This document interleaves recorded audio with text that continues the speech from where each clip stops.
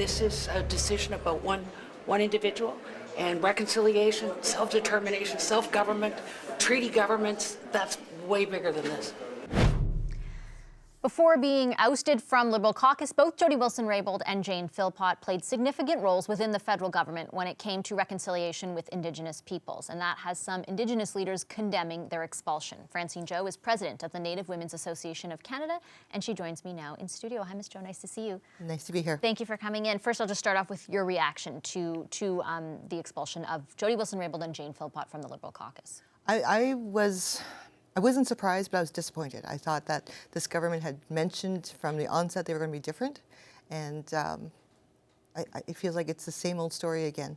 And I think that Canadians have lost two really strong female role models in Parliament. What do you mean by same old story? It's unfortunate. It seems like whenever you stand up for what you believe in, someone's trying to shut you down, especially at the Indigenous community. Indigenous women have been trying to stand up for their rights for a while, and we've been fighting for so many different legislation changes, and it's 2019, and we're still fighting those fights. The Prime Minister, in his speech yesterday, seemed to focus on to a large degree, the call that Jody Wilson-Raybould recorded, and said it was, inappropriate and, right. Unconscionable. Are you sympathetic, I guess, to the idea that he presented that trust had been broken because of that?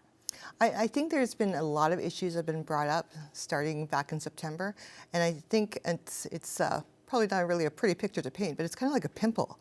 And if they had dealt with this sooner, then I think it would have been a lot easier to deal with, and I don't think we'd have these two strong women now sitting outside a caucus. How do you mean dealt with it sooner? I think of it more as a communication problem. I think I would agree that there was issues of a judicial nature. I'm not a lawyer, so I don't understand all those areas, but I do feel that there was definitely pressure being put on Jody Wilson-Raybould, and I think if anybody's put in a situation where they felt uncomfortable or unsafe, that they're going to take actions that will protect themselves. Let's talk about the government's reconciliation agenda. You heard off the top there, Carolyn Bennett, the Minister of Indigenous Crown Relations, saying that it's, and I'm paraphrasing, that it's bigger than this one event or than these two people, that they have a whole of government approach. What do you think about that? I think, this budget that came out recently did indicate that there is a lot of areas that they're trying to work with Indigenous communities. But these are areas that they have to work with Indigenous communities.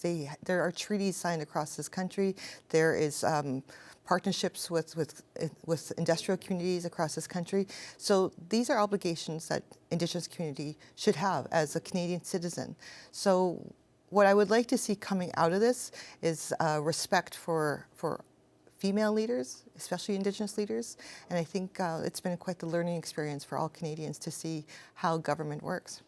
So when it comes to the agenda, when it comes to, for example, child welfare legislation that's before the government, or other parties who are criticizing the government right now for what this means with respect to the reconciliation agenda, what are your thoughts on that?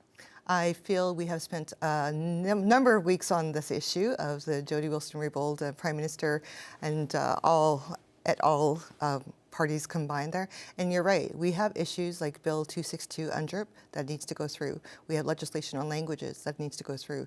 We have issues affecting our communities that needs to go through, and we only have about 10 or 11 weeks left before the House of Commons closes. And if it doesn't go through, then Indigenous communities are going to be left in the cold.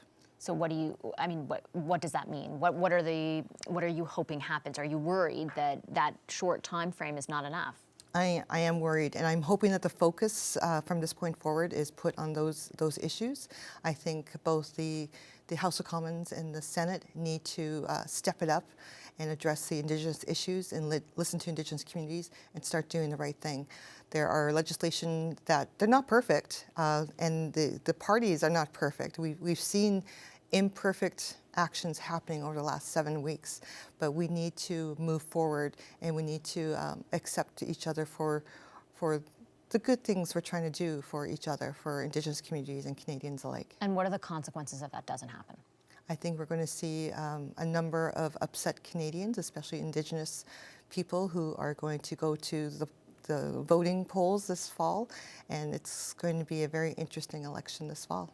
All right, thank you so much, Ms. Joe. I appreciate it. That's Francine Joe of the Native Women's Association of Canada. Appreciate your time. Thank you.